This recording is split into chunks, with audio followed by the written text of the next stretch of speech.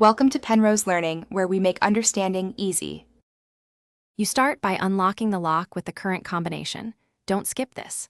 Once open, pull the shackle all the way up to create tension so the mechanism disengages. Make sure you can see the reset lever or small recessed button near the hinge. This is the only way most suitcase locks accept a new code. If there's a pinhole, use a thin tool to depress it. You're doing this now so the tumblers can move freely when you set the new numbers.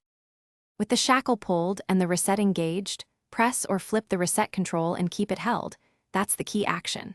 While holding, rotate each dial to your new code slowly and deliberately so teeth align under the pins. Rushing can misposition a tumbler.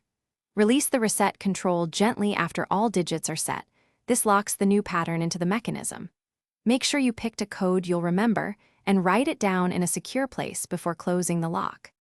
You finish by closing the shackle and then dialing the new combination to verify it opens reliably. Test this at least 3 times. If it feels stiff or won't open, repeat the reset sequence. Sometimes a tumbler didn't seat. One key troubleshooting tip: if the reset lever won't move or the shackle won't stay up, depress the reset pin with a small paper clip while holding slight upward tension on the shackle, then reselect digits. Make sure to store the code. Thanks for watching. If this was helpful, leave a like and consider subscribing. See you next time.